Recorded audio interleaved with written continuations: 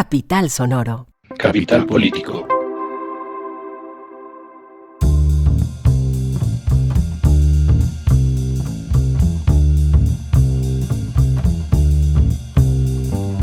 Tratamos de hacer un podcast que salga 2 veces a la semana, precisamente buscando atajar las muchas noticias que este país produce, pero resulta que las produce cada vez más rápido y hemos cambiado de agenda al menos 3, 4 veces en lo que iba del fin de semana, y encima de todo es puente, llegó el martes. Pero el caso es que Capital Político es un podcast que semana tras semana, 2 veces a la semana, se ocupa de las noticias más importantes de Colombia, Bogotá y el mundo. Yo soy Santiago Rivas y tenemos un temario, o al menos un menú de 4 secciones. Primero vamos a hablar de muchos temas distintos en nuestro repaso acostumbrado por la agenda nacional. Después vamos a hablar sobre el campesinado, es decir, vamos a hablar sobre el triunfo que logró el reconocimiento del campesinado como sujeto de derechos en este país.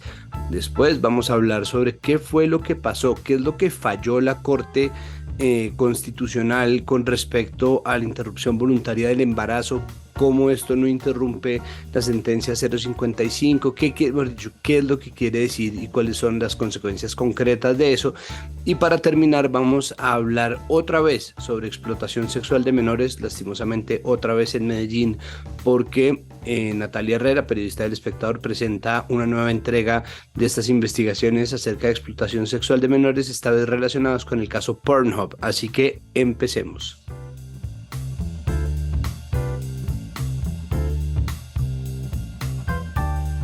Y empezamos este episodio precisamente tratando de atajar, de abarcar, de apretar. Bueno, vamos a ver si abarcamos y apretamos al mismo tiempo, pero la idea es tener tantas noticias como sea posible y hacer un repaso de la muy agitada agenda nacional de la mano de nuestra analista de cabecera, la politóloga, creadora de contenido sobre actualidad nacional para las redes, Claudia Ospina, que es, por supuesto, dueña de un porcentaje serio de este podcast. Claudia, bienvenida una vez más. ¿Cómo estás, Santiago? Bien, todo bien. Pues todo bien en la medida en que se nos permite, porque sí, porque está toda una locura, ¿no? Como creo que tenemos que hacer un repaso largo. El fin de semana no nos pudimos encontrar con tanta cosa que había, pero pues para esta semana traemos un acumulado pesado que empieza además, y muy lastimosamente empieza por la buena noticia, porque lo primero que pasó que valía la pena traer a colación tras las marchas del 7 de junio y precisamente los interrogantes que eso deja de cara al final de la legislatura, sobre el cual ya vamos a hablar,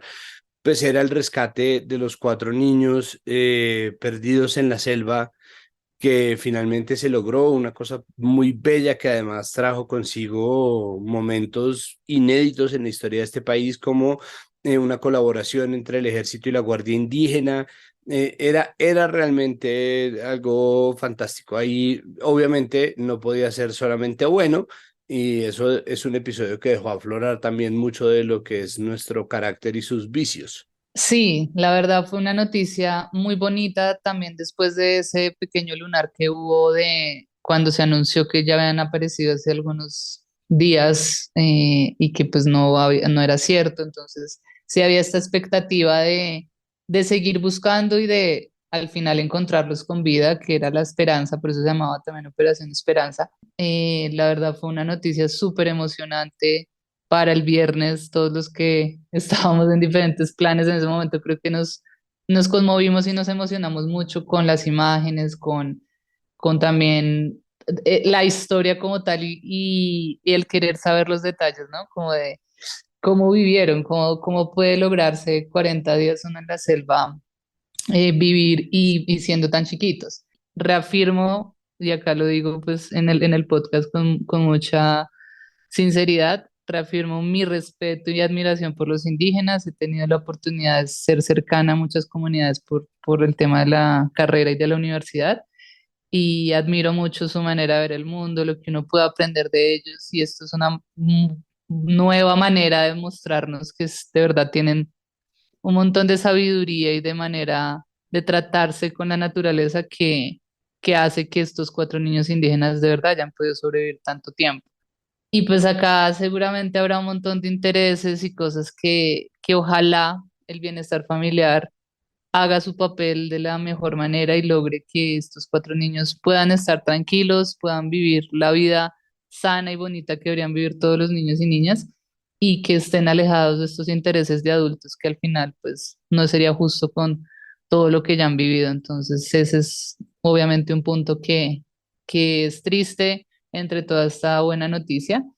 Y pues lo que nunca falta en el país, que es gente que empezó a decir que esto era planeado, que qué casualidad, que preciso en el... Sí, teorías de conspiración. No podía haber pasado un segundo de esta buena noticia y estaba la gente en este país conmovida hasta las lágrimas, incluso los conspiracionistas, cuando de repente cayó una nube muy oscura encima de la agenda noticiosa y es que fue encontrado muerto el coronel, era coronel de la policía, Oscar Dávila. Sí, coronel Oscar Dávila, que hacía parte del esquema de seguridad del presidente Gustavo Petro. Ha habido todo tipo de conspiraciones. Aquí es importante decir que no existe un reporte oficial de medicina legal, que es importante recordar que hasta ahora no existe un dictamen oficial de nada.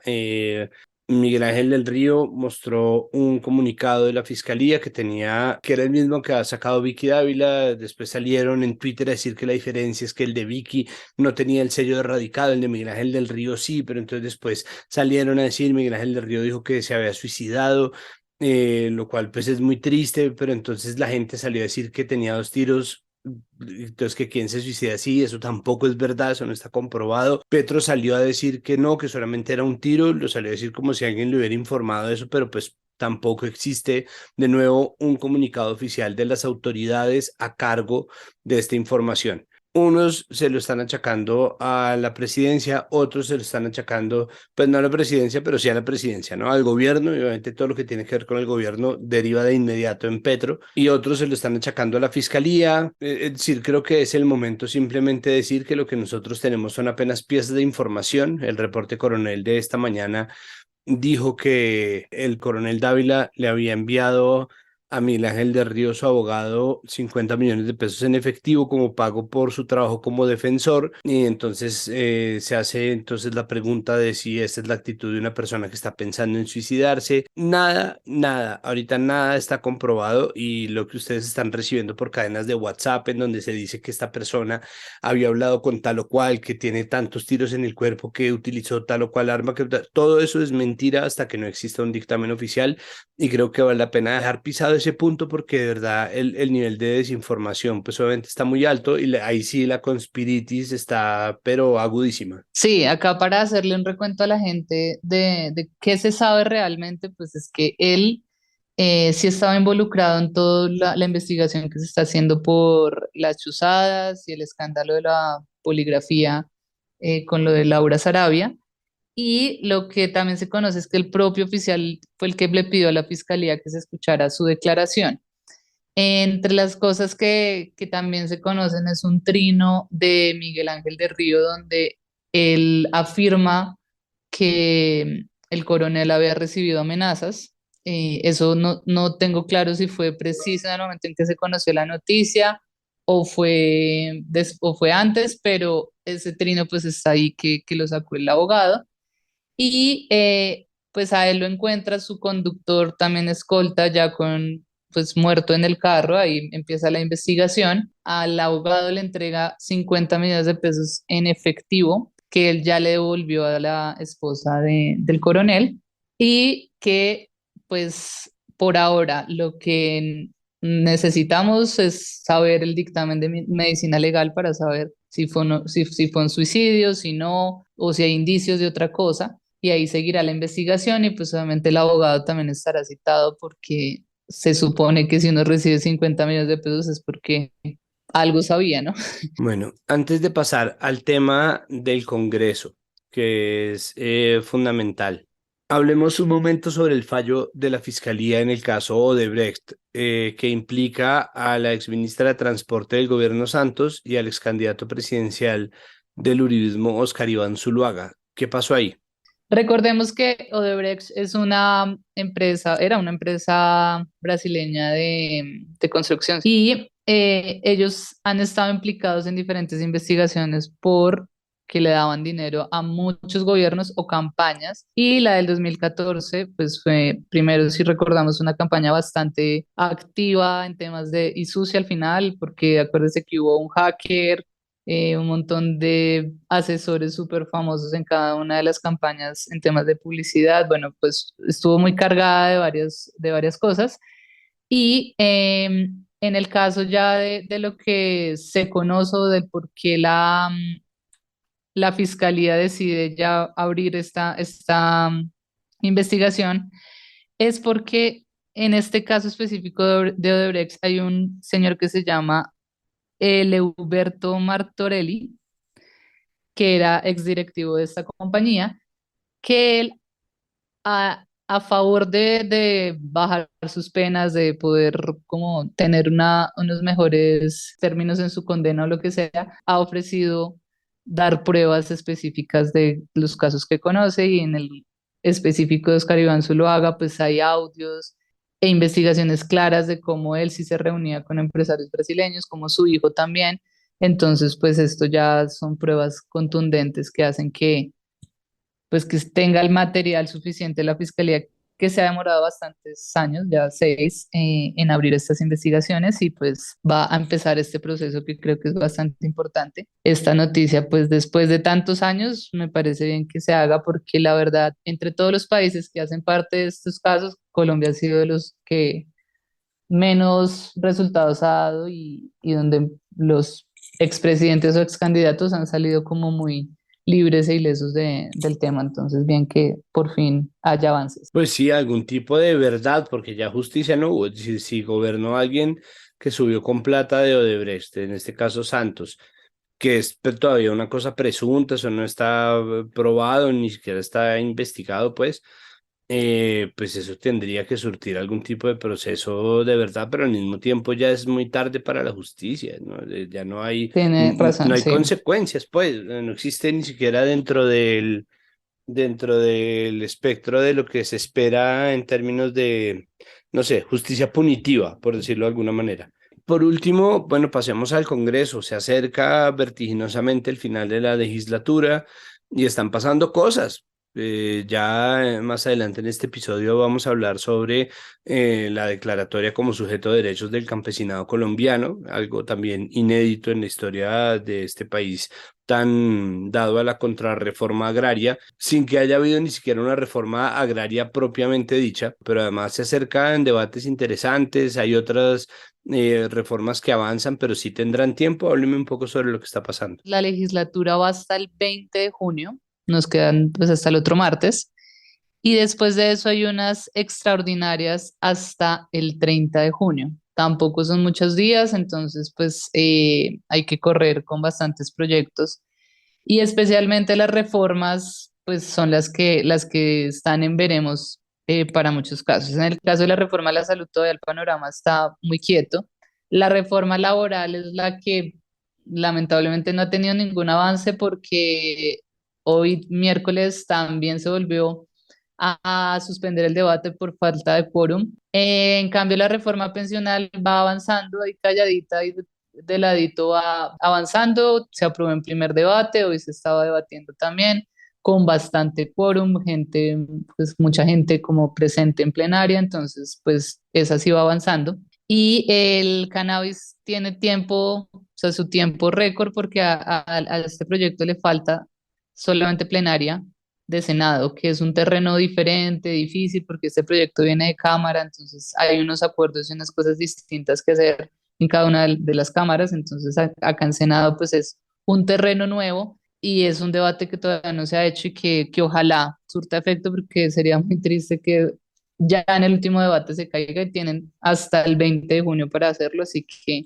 es uno de los que hay que correr. Se aprobaron proyectos que le dan al campesinado ya, o sea, se le da al campesinado derechos, es un sujeto de derechos, que uno dice, bueno, esto como que debería haber existido siempre, pero bueno. Y también se aprobó la jurisdicción agraria y rural, eso fue la semana pasada. Entonces, sí hay unos que han avanzado, pero estos que le digo, pues son los que están por ahora en veremos, teniendo en cuenta además las tres grandes reformas que son la laboral, la pensional y la de salud, que por ahora están pues bastante quietas. simplemente para decir que eso es una de las grandes omisiones y que la jurisdicción agraria, que venía como una propuesta nacida de los acuerdos de paz de 2016, y este acto legislativo terminan un poco solucionando ese bache, que era un bache, una deuda histórica que se tenía con el campesinado, de la cual además pues dieron cuenta muchas crónicas de Alfredo Molano, de lo cual se ha hablado de muchas maneras y bueno, es un avance real. Pero las reformas, pues ya son otro asunto, porque las reformas tienen además componentes políticos y jalonan intereses, cartas y comunicaciones. Para sumarle el panorama difícil que hay en el Congreso, hoy miércoles también el periódico El Tiempo publicó una carta del expresidente César Gaviria, donde más manifiesta su preocupación frente a los sucesos que ha vivido el país en los últimos días, especialmente pues con temas de lo que le ha pasado al gobierno nacional. Y sí da una razón clara o pues un lineamiento claro al Partido Liberal, y es que ellos pues respetan las reformas, saben muy bien que son importantes y que buscan cambios sociales, pero sienten que hay que tener más tiempo para analizar cada uno de los artículos, para saber bien las implicaciones. Entonces sienten que se está como corriendo o haciendo todo el tiempo cuando no debería ser así. Yo detecto ahí un cambio de tono. Es decir, yo no lo sé, no sé si estoy incurriendo en el mismo vicio que señalo de estar pensando en términos de conspiración, pero creo que desde las comunicaciones previas de César Gaviria, que simplemente decía que no y que no, y que el cuidadito, el que votara tal o cual cosa iba a salir, no, todo esto en medio del rompimiento de la coalición. Ahora o me parece que tiene un tono mucho más conciliador. Concuerdo un poco increíblemente con César Gaviria en que, y creo que ya lo hemos dicho acá usted y yo, que hacer todo al tiempo tampoco era tan chévere. Eh, Habían más años, habían, la verdad, pues 4 años en total para poder ir haciendo todo. Entonces, sí estamos debatiendo al tiempo tres grandes reformas que, según todo lo que hemos visto, pues se están quedando quietas, se están quedando frenadas, y al final los que perdemos somos nosotros, los ciudadanos. Entonces, también creo que están en ese momento, no sé si le ha pasado, ¿no? Que como que hay gente que está en problemas y entonces los amigos ya dejan de ser amigos, como que dicen, ah, no, como que tu vida está muy complicada, como que mejor me alejo de Y ti. entre políticos, pues dígame, como esto es una guerra de chequeras, no es una guerra de Entonces, talonarios. Como yo tengo este sí, talonario de puestos, yo tengo este talonario de avales. A ver de quién es tan avales. gallo, ¿no? De enfrentarse el uno al otro. Yo no sé, o sea, yo pienso que las reformas al mismo tiempo no se pasaron así por un error de cálculo y de rigor, pues en la escritura. Creo que un poco Petro responde a su base votante mandándolas al mismo tiempo, pero estoy de acuerdo pues que el afán obviamente está generando problemas en donde además unas cosas se confunden con las otras, en donde se permite que haya mucha desinformación, pero también es cierto que desde el 7 de agosto de 2022 se dijo que solamente tenía un año, ¿no? Y yo creo que en ese sentido Petro cometió el error de reaccionar también a lo que estaban diciendo los medios, no creo que de una manera sediciosa, pero sí tratando de jugar a controlar la agenda, y creo que ahí se dejó agarrar la agenda muy bobamente, porque es verdad que pues tiene más tiempo y tiene que seguir gobernando durante ese tiempo, y los cambios no dejan de ser necesarios porque no se hagan en el primer año de legislatura. Nada, vamos a ver qué termina sucediendo con el Partido Liberal, que gustenos o no, es clave, porque tiene bastantes congresistas. Pues sí, porque sí es clave para que pasen las reformas. Bueno, pues esperemos entonces qué pasa, Claudia. Muchísimas gracias como siempre por acompañarnos en este relato, y pues bueno, nos vemos pronto cuando la agenda vuelva y se nos llene de temas para tratar. Gracias a usted, Santiago.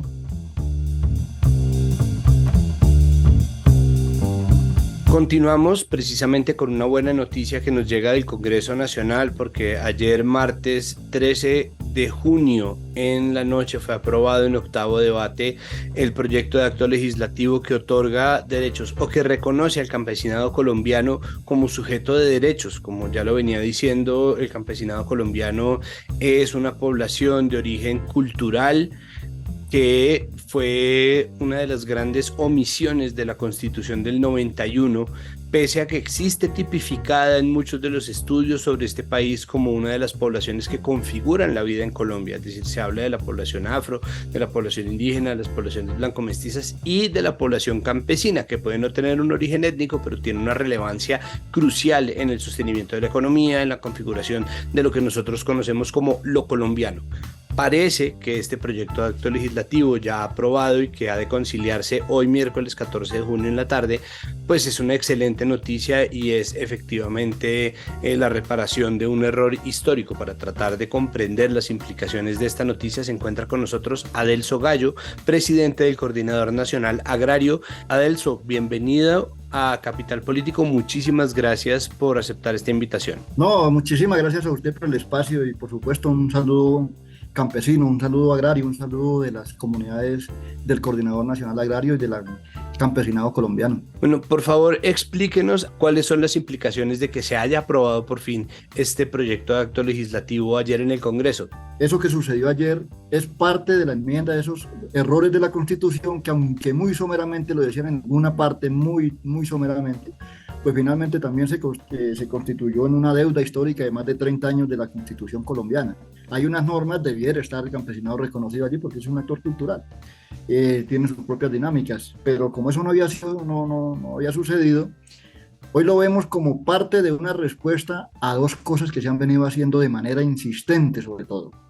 Y es que lo habíamos venido proponiendo de hacía rato, aparece la solicitud de reconocer al campesinado como sujeto de derecho y el tema de campo ciudad y otra serie de solicitudes que se le hacían en el pliego de peticiones de manera que reconociera el campesinado y la población urbana, por supuesto, porque somos actores que tenemos vida pública, vida social, construcciones sociales históricas. Y por el otro lado, desde el 2014, con nuestro senador Jesús Alberto Castilla, senador campesino y militante del Coordinador Nacional Agrario, iniciamos esa tarea. Y se nos cayó 7 veces en los 2 periodos que él estuvo insistiendo. Las 7 veces que hizo el esfuerzo, se cayó. Y luego, ahora lo asume nuestro senador también campesino y militante del Coordinador Nacional Agrario, Robert Daza, con una posibilidad mejor, y es que hay un nuevo momento político en el país, no hay que dudarlo, y con esa pizca de voluntad política del gobierno y con el apoyo de senadores, senadoras, unidades de trabajo legislativo y muchos hombres y mujeres y organizaciones que hemos venido sumando en esta lucha, creo que lo vemos como lo que pasó ayer como parte de la respuesta a ese tipo de exigencias, ya sobre todo a la insistencia permanente y nunca nos doblegamos o nunca desistimos de seguir en la tarea de reclamar que el campesinado tiene derechos. ¿Cuáles esperan que sean esos derechos a los cuales que se deben reconocer al campesinado colombiano? Bueno, lo primero que consideramos que al alcanzar ya parte del reconocimiento, pues nos queda una tarea grande y bastante pesada que es hacer práctico ese tipo de reconocimiento, porque es como lo está planteando. El campesinado no necesita no requiere, si lo necesita, no lo requiere, ni sería la finalidad única que lo reconozcan como un sujeto que debe tener derechos de los derechos ya institucionales establecidos, sino que requiere que se le reconozca su autonomía y para que pueda estar allí en la tierra hay que democratizar la tierra, hay que redistribuirla. Entonces, creemos que alcanzamos reconocimiento del Estado para que tenga menos argumentos de desconocer nuestras luchas y nuestras peticiones. Reconociéndonos, consideramos que alcanzamos entonces ya a incidir en cómo se reglamente la tenencia y el uso de los suelos en Colombia, porque hoy están en manos de los ricos, hoy están en manos del capital transnacional, están en manos de los acumuladores de tierra para el negocio, están en manos del agronegocio, están en manos del narcotráfico, es decir, están en manos de quienes no tienen nada que ver con el campo, sino con el negocio. Con el reconocimiento tenemos acceso a seguir haciendo propuestas y a seguir luchando desde nuestros espacios, porque no hemos renunciado a la movilización, esto no nos obliga a renunciar a nuestros espacios de exigencia, vamos combinando la exigencia, la propuesta, la postura, pero también a la presión con la movilización. Perfecto. Por último, Adelso, ¿cómo se relaciona esto con la jurisdicción agraria que fue aprobada también recientemente en el Congreso? Ojalá, o sea, aparte del reconocimiento también es eso, ¿sí? Una jurisdicción agraria, porque tantos conflictos como esos territoriales, tantos conflictos, tantos, muchísimos, que tienen que ver con casos territoriales, con casos administrativos, con casos penales, es decir, una serie de cosas que el campesinado como sujeto especial de derechos políticos, pues tiene que también tener una jurisdicción especial para que los tratamientos de esos temas no pasen por las largas colas que son años y años sin resolver.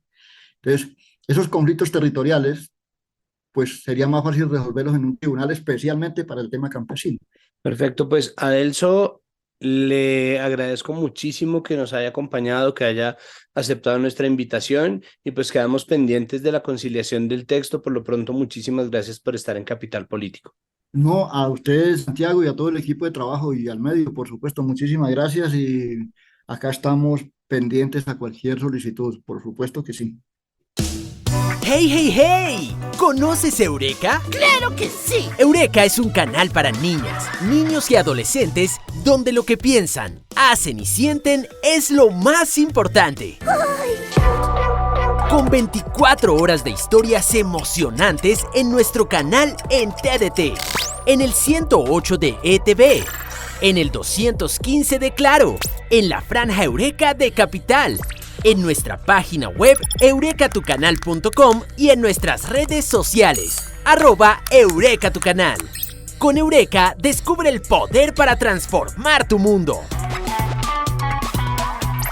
Continuamos con asuntos legales y del derecho porque ayer en la tarde del martes 13 de junio salió una noticia sobre un fallo de la Corte Constitucional que, según mucha gente que salió a dar la alarma, revertía la sentencia C-055 del 21 de febrero de 2022 que despenalizó el aborto hasta la semana 24, pero luego entonces apareció la gente a decir que no, que por favor calma, como bien lo decíamos en nuestro repaso con Claudio Ospina.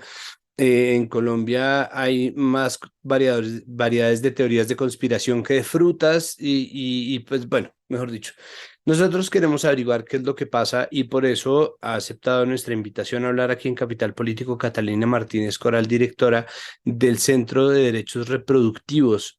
Catalina, bienvenida una vez más a Capital Político. Muchísimas gracias por estar acá con nosotros. No, gracias a ti, Santiago, por invitarme a tener esta conversación. Bueno, ¿qué fue lo que pasó? ¿En qué consiste este fallo de la Corte? ¿Qué es lo que dice realmente? Bueno, este es un fallo de tutela de la Corte Constitucional y hago esa especificación porque eso quiere decir que es un fallo decidido por 3 magistrados de la Corte, no por la sala plena. Esto es importante saberlo porque, por ejemplo, la sentencia a la que tú te referías en la introducción, la C-055 del 2022 que despenalizó el aborto en Colombia hasta la semana 24, es una sentencia decidida por sala plena, por los 9 magistrados y magistradas. ¿Esto qué quiere decir? Que esta decisión de tutela no tiene la capacidad de revertir, revocar, reversar esa decisión del 2022. Entonces, en esta decisión específica de tutela, lo que está pasando es que la Corte conoce de un caso de una mujer indígena que trató de acceder al aborto, trató de hacerlo primero a través de las autoridades indígenas quienes le negaron el servicio y entonces ella empieza todo un camino institucional, se va a un primer juez a que por favor le asegure el derecho. Este primer juez dice que no puede porque las autoridades indígenas y el pueblo indígena ha decidido que ella no puede acceder al aborto. Pasa después a una segunda instancia en donde ese juez de segunda instancia dice, perdón, o sea, sí, pues sí existe una protección de los derechos de la población indígena, pero en realidad también aquí hay unos derechos individuales de esta persona, la autonomía reproductiva, teniendo en cuenta los estándares que tiene la Corte Constitucional desde hace casi más de 20 años. Entonces, básicamente lo que dice el juez de segunda instancia es, no, ella sí se le debió haber garantizado el derecho. Mientras pasa todo este tiempo, pues ella ya no puede acceder, el embarazo sigue su curso, ella da luz, y la Corte Constitucional decide coger después de estos 2 jueces esta acción de tutela para poder sentar, digamos, algunos estándares. yo pensaba que los estándares iban a ir en torno a, pues precisamente dirimir esa tensión de derechos, ¿no? Entre la autonomía colectiva del pueblo indígena y la autonomía individual de una persona, una mujer, para poder acceder a un servicio de salud reproductiva. Y esta decisión que toma la Corte es muy desafortunada por dos temas específicos. Primero, porque al tratar de dirimir esa tensión, lo que hace la Corte es que casi que le da la prioridad a la autonomía indígena, porque la Corte básicamente concluye que la mujer, que la comunidad indígena sí tenía, digamos, el derecho colectivo de negarle ese aborto. Entonces, esto es la primera cosa que es absolutamente desafortunada por parte de la Corte, porque pierde una oportunidad histórica para realmente crear una frontera entre derechos colectivos y derechos individuales. Pero lo segundo, y es creo la razón por la que estamos teniendo esta llamada, la Corte en esa decisión hace una afirmación según la cual el personal de salud no tendría la obligación de brindar servicios de aborto en el país, porque el aborto no sería un derecho fundamental. Digamos, esta es la afirmación que hace la Corte en esta decisión de tutela, y yo, como para acabar la parte introductoria, lo que quisiera decir es que es una afirmación completamente aislada de la jurisprudencia de la Corte Constitucional, del bloque constitucional que la Corte ha ido creando durante casi 20 años, que va en contra de la decisión de la Sala Plena, de la decisión del año pasado, del 2022, pero no solamente de esa, sino de una línea jurisprudencial que viene desde el 2006 engrosándose frente a los derechos reproductivos de las mujeres en este país y sus derechos fundamentales. ¿Qué se hace cuando hay una decisión de la Corte Constitucional, que es la instancia más alta del país, que está evidentemente mal? Pues mira, hay varios niveles, ¿no? A nivel procesal, nosotras ya mandamos una carta a la Corte Constitucional para que se declare la nulidad de oficio de esta decisión de tutela que va en contra de toda la jurisprudencia de la Corte. Y no solamente lo hicimos nosotras, la accionante en el proceso a través de su abogado también mandó una solicitud de nulidad, es decir, hay una serie de acciones procesales que se están llevando a cabo. Pero más allá de eso, y específicamente con la situación del aborto, pues yo sí quiero resaltar que esta decisión de tutela no tiene la fuerza jurídica para revertir toda una línea jurisprudencial de la Corte, ni la decisión histórica de aborto que se tomó el año pasado, pero lo que sí hace es que confunde demasiado, ¿no? O sea, en el modelo mental de las personas, si uno lee, no, es que el aborto no es un derecho fundamental, pues por supuesto hay una confusión colectiva, y yo creo que hay que combatir esa confusión colectiva, tenemos que informar, tenemos que dejarle claro a la ciudadanía que las mujeres pueden abortar en este país, y pueden abortar, diga usted que el aborto no sea en sí mismo un derecho fundamental, pero la Corte lo ha caracterizado, ese acceso a ese servicio de salud, como parte de un universo de derechos fundamentales que están reconocidos en nuestra Constitución: el derecho a la salud, el derecho a la libertad de conciencia, el derecho al libre desarrollo de la personalidad. Entonces, cuando se niega un acceso a un servicio de aborto, se está vulnerando una gama de derechos que van más allá del reconocimiento específico que la Corte ya ha hecho sobre el aborto como un derecho fundamental, pero va también más allá en el sentido en el que vulnera todo este universo de derechos que yo te acabo de nombrar. Es como si se negara el acceso a un tratamiento indispensable para que las personas puedan salvaguardar su vida, puedan vivir en condiciones de dignidad, en, no sé, un tratamiento de quimioterapia. ¿Y tú crees que en algún momento alguien diría, uy, no se le está vulnerando el derecho a la salud cuando se le niega un tratamiento de quimioterapia? Es exactamente lo mismo en el caso de poder acceder a un servicio de aborto guardando sus proporciones, porque lo que la Corte sí ha analizado es que cuando se niega un servicio de aborto que es necesario para la salud de las personas, estamos empujando a las mujeres, adolescentes y niñas en este país a recurrir a abortos clandestinos, y esto pone en riesgo no solo su salud, sino también su vida. Entonces, aquí estamos protegiendo una serie de derechos, y por supuesto que sí hay una obligación de todas las instituciones de este país, y específicamente de los y las prestadoras de salud, de brindar estos servicios. Yo mismo estaba hablando de la conspiranoia colombiana, pero quiero que me explique, ¿es posible que esto sea un punto por el que empiezan a descoser otra vez el derecho de las mujeres a interrumpir voluntariamente sus embarazos. Es esta una manera en la cual se puede empezar a una guerra de contrarreforma en contra del derecho de las mujeres, los hombres trans, las personas no binarias, asignadas femeninas al nacer, de interrumpir sus embarazos voluntariamente, o definitivamente está a salvo la sentencia C-055 del 2022? Por supuesto, llevamos años peleándonos por nuestros derechos, por el reconocimiento de nuestros derechos y por la defensa de los derechos que vamos conquistando, ¿no? Esto es algo que no es nuevo, es algo que grupos que se oponen a las libertades individuales han tratado de desbaratar durante mucho tiempo. Entonces creo que eso es una situación con la que convivimos durante muchísimos años y por supuesto que vamos a seguir conviviendo con ella, ¿no? Es decir, ahorita estamos en manos defensa, tenemos que defender todo lo que hemos alcanzado y es lo que vamos a hacer.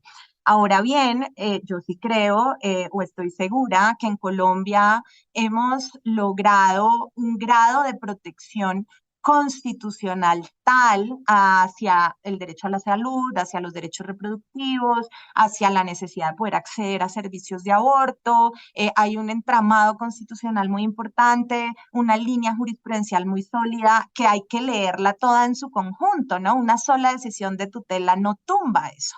Entonces, quiero dejar muy claro que en este momento nuestros derechos siguen en pie. Hay unas regulaciones muy claras, además, por parte del Ministerio de Salud de cómo se debe acceder, de cuáles son las obligaciones de los prestadores del servicio. Entonces, en realidad, sí tenemos un entramado jurídico muy importante. Lo que tenemos que seguir trabajando, y es la prioridad, de hecho, el movimiento Causa Justa, movimiento del cual el Centro de Derechos Reproductivos hace parte, es seguir trabajando en esa despenalización social del aborto, ¿no? En seguir informando, en seguir llegándole a la cabeza y al corazón de las personas, explicando este tema, explicando por qué esto es un tema de derechos, por qué es importante que esté, por qué es importante todo lo que hemos alcanzado y, por supuesto, informando cuando salen como este tipo de desinformaciones en masa, ¿no? Porque yo desde ayer hasta hoy he tenido que leer una serie de noticias muy alarmistas y pues eso definitivamente le llega al modelo mental de la sociedad y eso es lo que a mí me parece complejo, ¿no? La confusión que este tipo de cosas puede crear y la vulnerabilidad en la que deja a las personas que puedan llegar a necesitar un servicio de aborto. O sea, después de que todo un país habla sobre la posibilidad de que un derecho que ha sido alcanzado realmente no existe, imagínate el miedo que le puede dar a una usuaria buscar un servicio de aborto en este momento en el país y no podemos dejar que eso pase porque no solamente las mujeres o el movimiento Causa Justa, sino la sociedad colombiana como un todo, pues nos debe preocupar que las personas no se sientan seguras de acercarse al sistema de salud.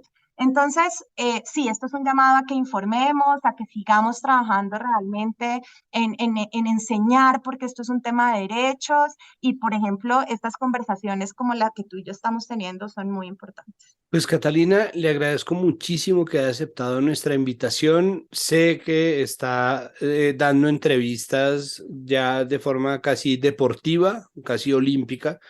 Entonces, pues con mayor razón, muchísimas gracias. Esperamos que exista claridad y clarificación y que obviamente se confirme y se reconfirme ese principio finalmente tan valioso de progresividad y no regresividad que rige también los destinos del diseño constitucional colombiano. Entonces, pues esperemos y cualquier cosa, obviamente aquí estaremos pendientes.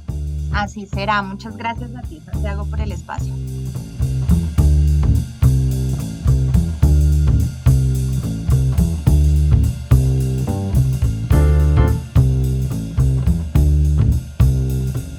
Terminamos este episodio de Capital Político con la continuación de un tema que ya habíamos tenido la oportunidad de tratar, una investigación que va dando episodios diferentes, pero que hacen parte de un mismo hilo conductor y es la explotación sexual de menores de edad en Medellín. Si ustedes recuerdan, hace unas semanas tratamos el caso de un ciudadano estadounidense que fue condenado en su país por venir periódicamente a Medellín a abusar sexualmente de menores de edad. Y esta vez sale una nueva entrega hecha por Natalia Herrera para El Espectador en lo que se conoce como el caso Pornhub.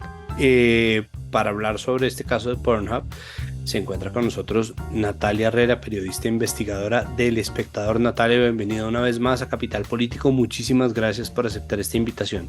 Gracias, Santi, por la invitación y gracias por este espacio. Bueno, por favor, hábleme sobre esto. Yo lo pongo como una continuación porque sé que usted está a cargo de estas investigaciones de ciudadanos estadounidenses condenados en Estados Unidos por el abuso sexual de menores en Medellín. Pero ¿se conecta de alguna manera una investigación con la otra o fueron dos temas o dos investigaciones que tienen un mismo interés pero se hicieron de forma separada? Sí, tal cual. Tienen un mismo interés y es investigar de manera compleja y profunda qué está pasando en Colombia alrededor de la explotación sexual de niñas y mujeres especialmente, que son a quienes más se explotan sexualmente en el país, precisamente entendiendo que el delito de trata en Colombia está desbordado. Digamos que el hilo conductor es que en los dos casos son estadounidenses. En el primero era un maestro de Texas que viajaba regularmente también a Medellín, un poco amparado bajo esa sombrilla del turismo sexual, pero terminaba siempre escogiendo menores de edad que llevaba la explotación sexual a cambio de dinero en la prostitución.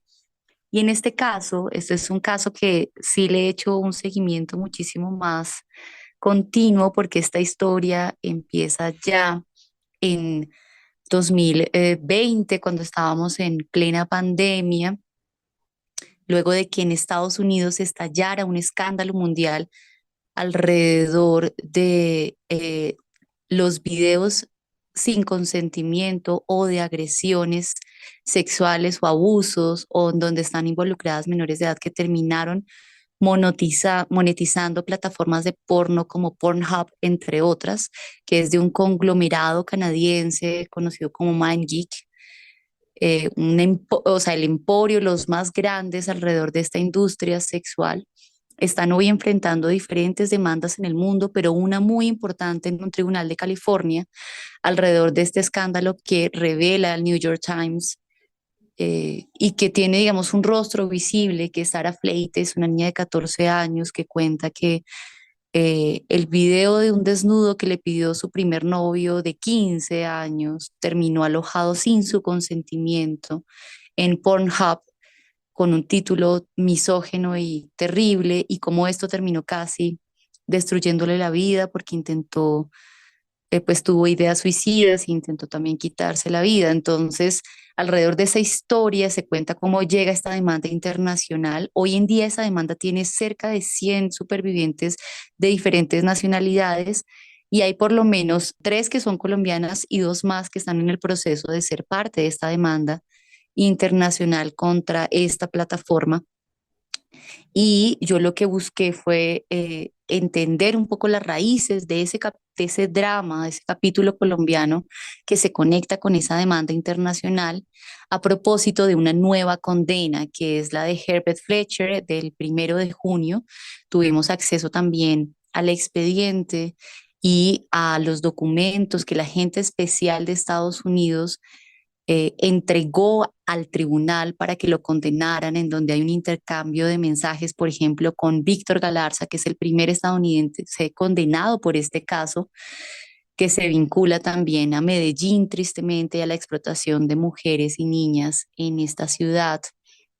Entonces, en junio, la semana pasada, se condenó Herbert Fletcher. Nosotros logramos acceder a 4 de sus víctimas y al expediente y a los mensajes y a ese intercambio tan doloroso de mensajes en donde se muestra cómo él buscaba encuentros sexuales con menores de edad y cómo se referían a todo esto de una manera pues terrible. Esto es sencillamente como la punta del iceberg de un fenómeno que, como les digo, viene en aumento.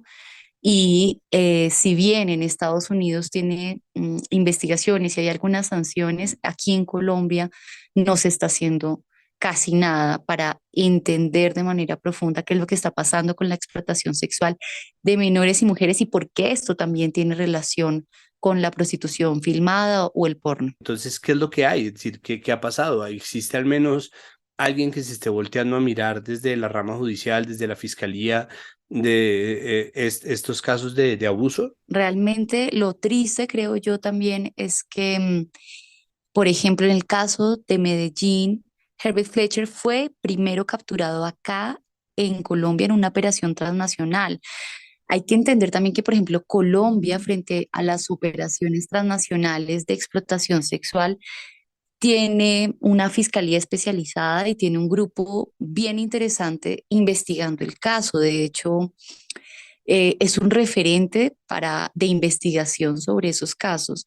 Yo creo que el primer cuello de botella también es, por un lado, la impunidad, es decir, cómo estos casos no avanzan. Por ejemplo, les doy un ejemplo. Herbert Fletcher fue capturado en Medellín junto a 5 personas más en esta operación transnacional que tenía, digamos, Interpol detrás y por supuesto que la justicia estadounidense, mientras que Víctor Galarza fue capturado en Nueva York.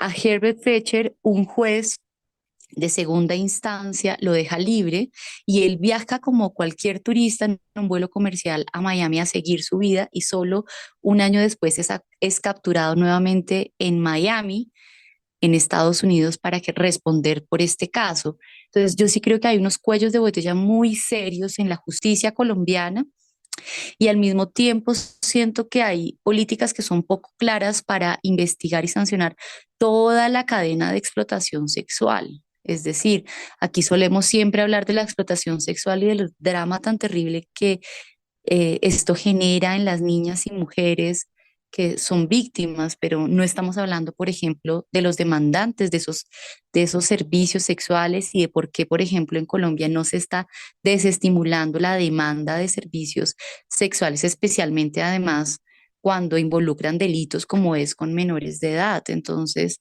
creo yo que estamos cada vez normalizando estas posibilidades.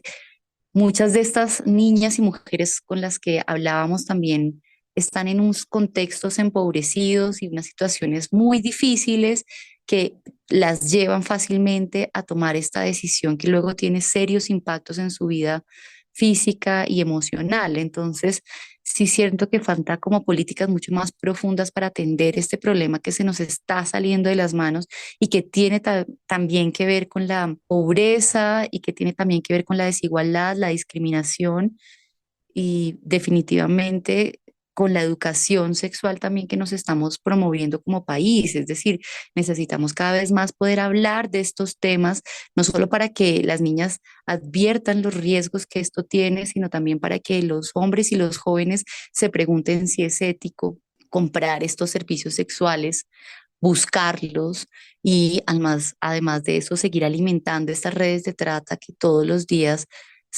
pues, se están saciando de niñas y mujeres empobrecidas, no solo en Medellín, por supuesto que también en Cartagena, en Bogotá y en otras ciudades frontera, por ejemplo, alrededor de todo el fenómeno de migración que estamos viviendo. Es decir, es mucho más complejo y sí siento que necesitamos como país plantearnos conversaciones profundas también sobre esto. Lo primero es, nosotros ya hemos hablado sobre cómo frenar esta explotación sexual, mal llamada turismo sexual, a falta de otro nombre también. En Medellín, las estrategias que el alcalde Daniel Quintero había hecho de manera fallida en muchos sentidos, pero ahí, por ejemplo, habla en el reportaje, en el artículo sobre el caso Pornhub, pues cómo la vida de estas niñas queda arruinada y al mismo tiempo como venía de una vulnerabilidad gigante. Entonces ahí es qué se puede hacer un poco para mitigar ese impacto, o tal vez no mitigar ese impacto, pero sí tratar de generar circunstancias de vida que no obliguen a las mujeres a entrar en este tipo de cosas. Una de las víctimas dice que no tenía cómo conseguir un empleo legal al ser menor de edad, pero no tenía una opción distinta a trabajar. Termina contactándose con una proxeneta de 25 años, que es una persona demasiado joven para ser una proxeneta, y termina enredada precisamente con esta red de explotación. ¿Qué opciones se le pueden entregar? ¿Quién tiene que hacerse responsable de que una niña como esta víctima no termine sometiéndose a este tipo de redes sin revictimizarla ¿no? En la reacción de, ay, pues quién la manda, que pues es una locura, pero es mucho de lo que la gente utiliza cuando consume pornografía. Es como, pero la gente lo hace de buena gana, y eso no es verdad. Pues yo lo que creo que también aquí lo que hace falta principalmente son políticas públicas, por ejemplo, frente, si estamos hablando de un tema de recursos o de ingresos en estas familias, que además son familias muy erosionadas, hay que entender que esa proxeneta de 25 años también fue inducida y explotada sexualmente cuando tenía 15. Entonces ya cuando tenía 25 posiblemente, pues sencillamente se dedica a conseguir otras niñas de 15, 14, 13. Es decir, hay casos, por ejemplo, Estela Cárdenas de Renacer me contaba alrededor también de esta investigación que le están llegando casos de niñas de 8 años, es decir, cada vez es un tema de deshumanización muy fuerte y de sexualización también de estas infancias que tenemos que seguir trabajando. Yo creo que sin una educación sexual también, y por eso incluyo de manera muy, muy clara, porque sí creo que tiene que ver con el sistema patriarcal y también con esos valores que tenemos como sociedad, sobre la sexualización de esas infancias, de esas niñas, de cómo es posible que haya hombres que vean, o que sientan que tienen el privilegio de acceder sexualmente a una niña de 10, de 8, de 12, o sea, sin ningún reparo solo porque tienen dinero o porque vienen de otra nacionalidad que se supone es una nacionalidad más valorada en el mundo, como sería un estadounidense, un europeo. Bueno, es decir, yo sí siento que hay un sistema de valores que pasa por unas políticas de educación muy importantes, y yo por eso digo, sí siento que hay que ver qué están haciendo países que se están pensando esto de manera distinta, no desde el prohibicionismo como Estados Unidos, que curiosamente sanciona y persigue judicialmente a la mujer en prostitución, pero al mismo tiempo tiene la industria sexual más grande del mundo en la pornografía, por ejemplo, sino desde otros lugares de educación. Por ejemplo, el modelo francés recientemente, pues tiene 5 años de aprobado, 6 años ya.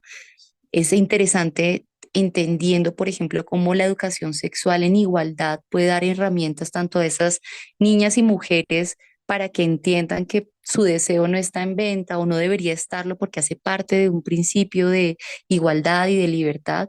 Y a esos hombres también de entender que el amor o la seducción se gana también en igualdad, no a través de la compra de servicios sexuales o mediado por la subordinación o por el dinero. Entonces, yo sí creo que hay políticas educativas que necesitamos entender y ver de manera profunda, y hay otras estructurales como la pobreza, que estamos hablando también, que son hogares muy pobres no solo en Medellín, sino en otros lugares en donde estamos viendo a niñas y a mujeres verdaderamente vulnerables que necesitan refugios activos, lugares seguros, que necesitan alimentos, que necesitan también autonomía económica para salir de ciclos de violencia. Esos son otro tipo de políticas, pero definitivamente sí tenemos que empezar a mirar cuál va a ser nuestra propia fórmula para abordar de manera profunda este problema. Por último, ¿qué hacer con la demanda? Porque usted toca un punto ahí que es crucial, y es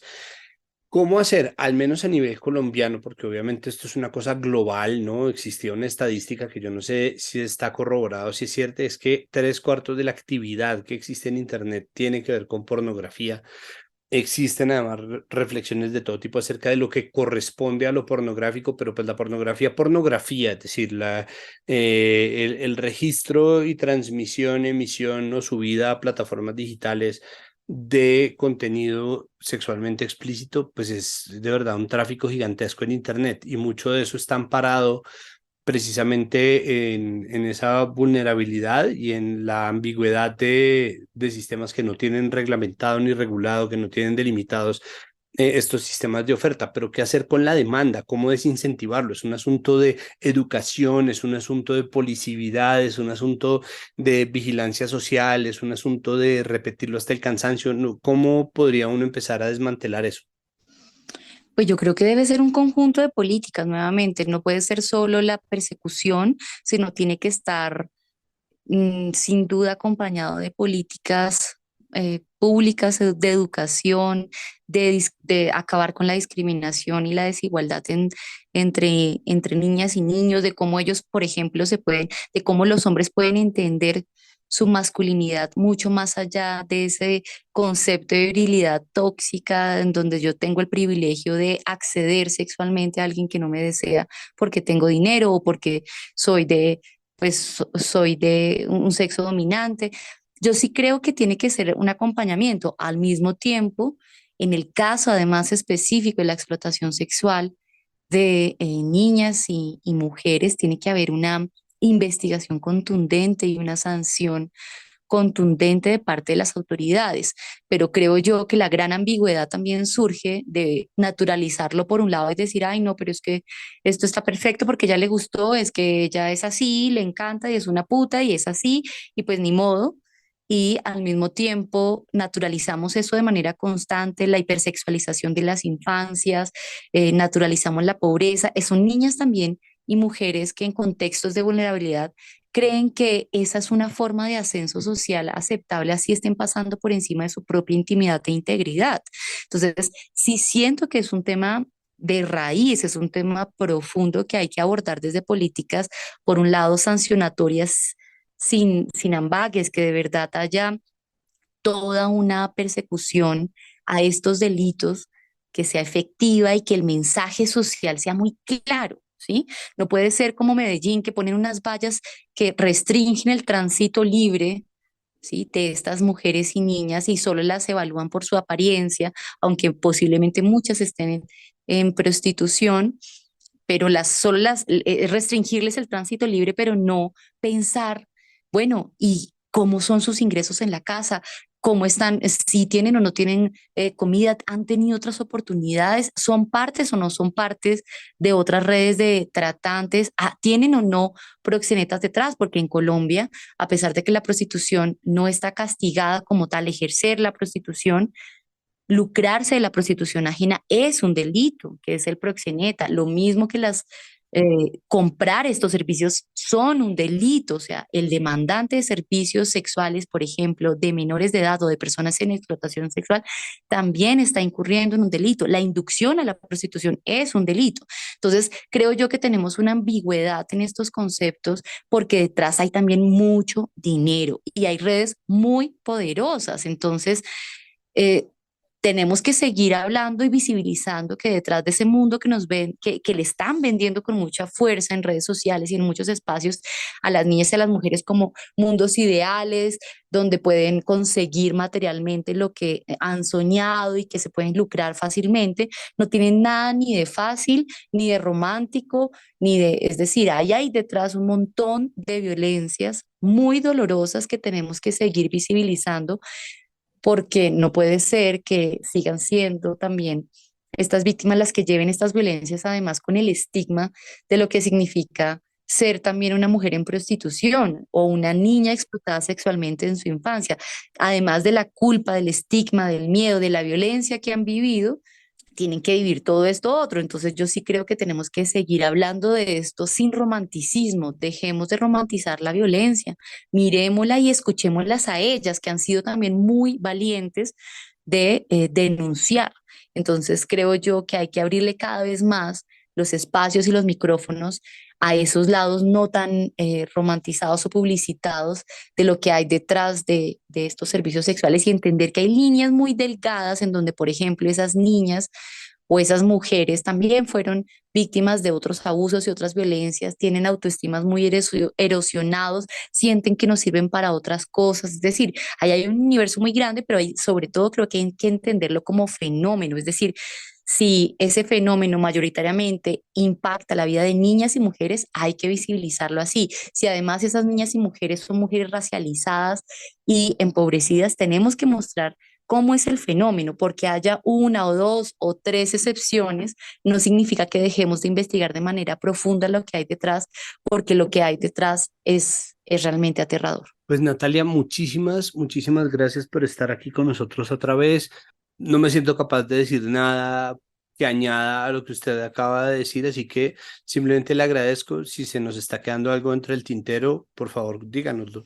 No, Santiago, yo creo que sigue siendo muy importante que como medios de comunicación visibilicemos estas violencias y le prestemos muchísima atención y observemos lo que está sucediendo alrededor de este paraguas del turismo sexual, porque como dice el vicedefensor del pueblo, Andrés Fajardo, la trata nos está convirtiendo en uno de los 10 sitios turísticos en términos de turismo sexual en el mundo, que realmente deja completamente expuestas y vulnerables a nuestras niñas y mujeres, y no deberían ser más objetos de consumo ni de extranjeros ni de nacionales, porque hay que recordar además que Juliana, una de las víctimas que habló con El Espectador, denunció que esta pesadilla no termina fácilmente además cuando es filmada, que esta misma semana, o sea, la semana anterior, cuando conversó con este diario, le contó que el video que se grabó hace 7 años,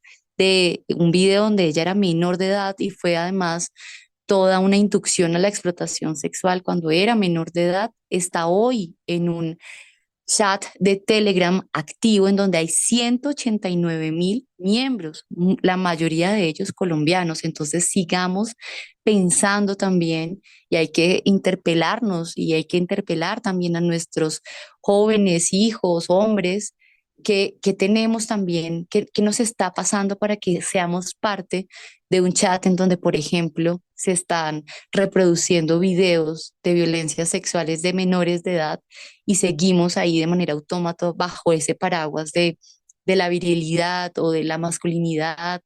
Hagámonos esas preguntas porque detrás hay vidas rotas como la de Juliana, Clara, Martina y tantas otras niñas y mujeres que no se han atrevido a denunciar, pero que están ahí. Bueno, muchísimas gracias.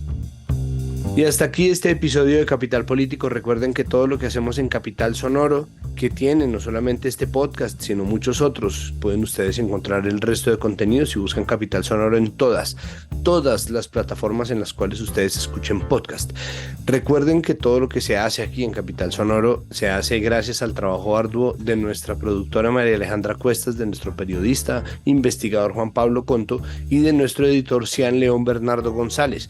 Recuerden también que tenemos un podcast noticioso que sale todos los días en la tarde. Ahora un podcast es uno de los muchos formatos en los cuales se difracta, se divide y se expande el sistema noticioso del sistema de comunicación pública Capital, que se llama Ahora, y ustedes pueden encontrar todos los contenidos, incluyendo por supuesto nuestro podcast, a donde sea que miren y en donde sea que se encuentren. Pueden suscribirse también al boletín de noticias diario que va a llegar a su correo electrónico.